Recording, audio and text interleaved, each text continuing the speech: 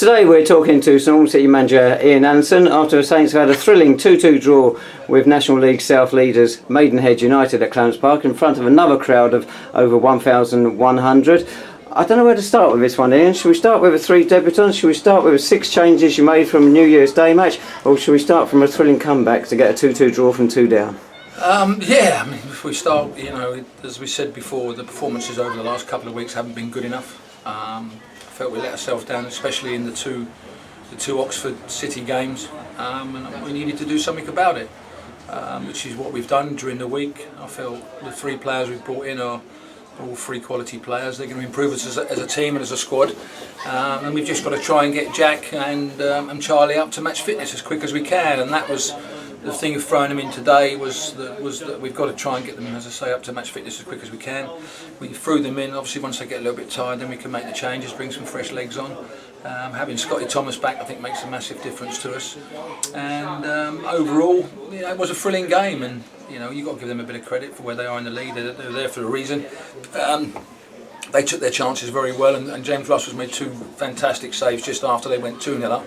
Because if they get a third, I think it would have been the end of the game. But the lads showed tremendous character to come back, and we could have quite easily won that in the last sort of couple of minutes there. We had 2 or 3 half chances, but you've got to give Maidenhead credit there. They defended very, very well. They've only conceded 15 goals all season. There's a reason why, because of the shape and the defence they've got there have been excellent. I thought we still started really well first 10-15 minutes or so. Then Maidenhead got a goal up through Sam Barrett, and I thought, although we had plenty of the ball the rest of that first half, they kept us comfortably at arm's length. Yeah, I think that little bit, we started with the new boys in the team, and it seemed to give us all a lift all week. The training's been very good. The players we brought in, as I said, will improve us as a club, as a squad. And we got a reaction for the first 15-20 minutes. I think the goal just sort of took our sails out of the wind out of us a little bit, and it just took us on the back foot, and it took us a while to get going again. In the second half, we spoke about at half time that we've got to stay in the game. We felt with the substitutes we've got today, and the bench was very, very strong today, that we have got good changes to bring onto the pitch and just stay in the game. And with sort of 20-25 minutes to go, we could get into the game. But the thing is with it is that we gave the second goal away, and I've had to make the changes just a little bit earlier than I wanted to. But fortunately the changes have worked, and young Sam's come up with a great goal at the end, very similar to the goal he got against Gosport, and maybe just a bit more longer. Or maybe if the referee had put a bit more time for the time wasting that was going on in that last sort of 20-25 minutes, where there was a lot of balls being kicked away and nothing was being done of it, which gets us all frustrated. We might have had probably more than 5 minutes that he added on at the end. Well, Barrett put Maidenhead 2-0 up.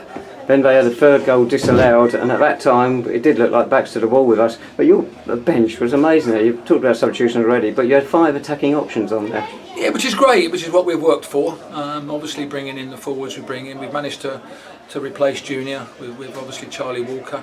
As I said last week, that Sam Merson, we mustn't stop his progress, because he's a great prospect in the making there. Jamie Cureton's been laid up all week with a virus in terms of a flu chest infection, so we didn't have to risk him today. And that's important, where we don't have to take chances. We don't have to run people like Jamie into the ground, because, as I've said there, he's had this virus all week, and it was important that we try and nurse him through today. We've got Hitchin on Tuesday. We'll see where we are there, and then we go into some important games with Hemel coming up next week. So loads to play for. It was fantastic to stop the losing streak, which is what we wanted to do. It's just a shame we couldn't have gone and nick the 3 points in the last sort of 10 minutes there. You tried and failed to overturn Tom Bender's 2-match suspension, and each just showed what an important figure he is in the team at the moment. Played well and got our first goal. Yeah, he's been a massive part of what we've had this year. I mean, obviously he's had, I think that's 5 games he's missed this year, and you'd have to say that both sendings off, he's been very unfortunate.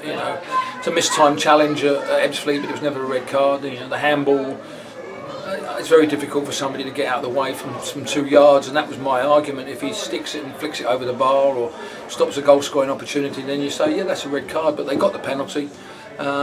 And a yellow card would have been sufficient on the day, and unfortunately we get a red card and he gets a 2-game ban. And in both games against Oxford we missed him, because with George Casey being injured at the moment, we lost our shape slightly. We played Ryan Johnson there 1 game.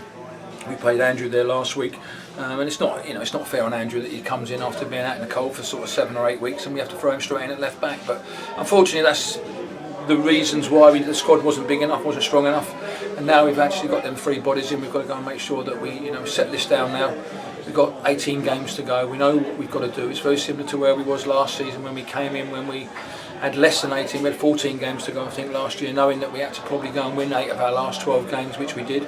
We know we've got to go and do a very similar thing now, but for me today, for that last sort of 20-25 minutes, the crowd today were absolutely outstanding that last 25 minutes. When we needed them, they got behind us. I know they were frustrated at Oxford last week, and you get one or two disrespectful things to individual players, and we have to try and rise ourselves above that. But today I thought the crowd were absolutely outstanding, and if they can stay behind us like that for the rest of the season, we'll have a good chance of picking up points, picking up wins, and hopefully that will take us to where mostly we want to be, is in the playoffs at the end of the season, but also we want to try and finish as high as we can from where we was last season. With the signing of Charlie Walker, people possibly wondered about the future of Louis Theophanis. He's been on the bench recently, but you put him back in the side today.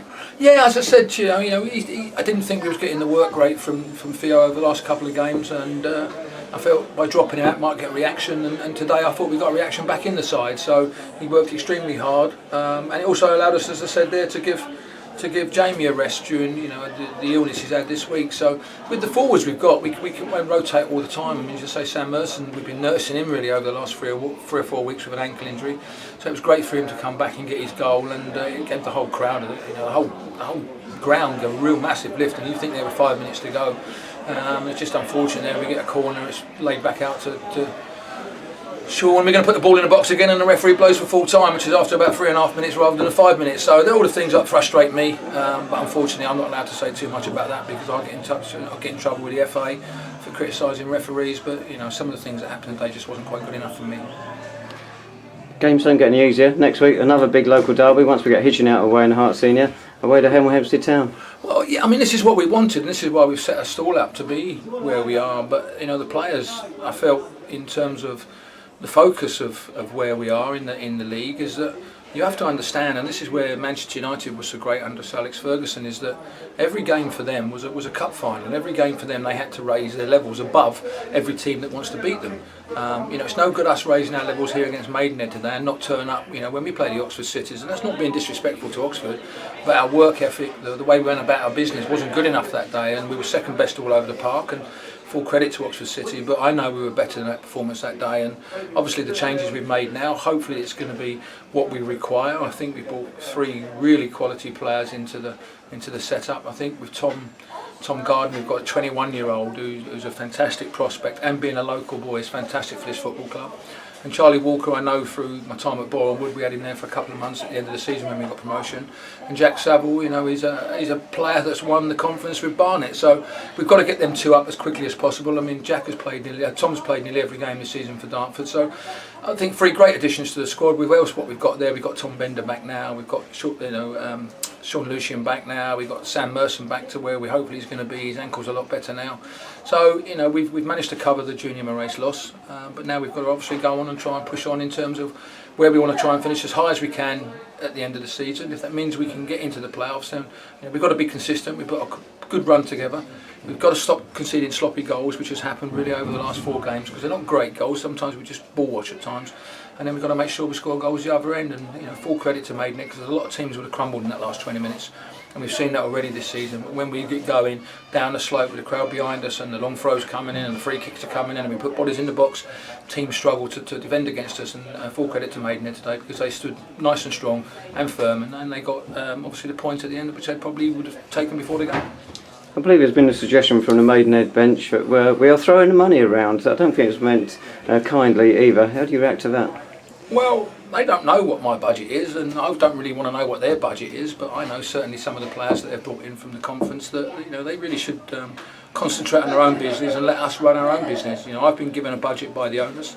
I'm in budget from where I was at the start of the season, so there's nothing wrong in terms of what we've done. We've been very cautious in terms of the way we spent our money. We're not wasting our money, and it's probably a little bit disrespectful that comments should be coming from another club when they should just concentrate on their own business and not worry what we're doing. Thanks so much, Ian. Congratulations on a fantastic day in front of a fantastic crowd. Thank you Albans very City next in action on Tuesday night, that's the 10th of January, when Hitchin Town are at Clarence Park in the Hearts Senior Cup. Kick-off is at 7:45.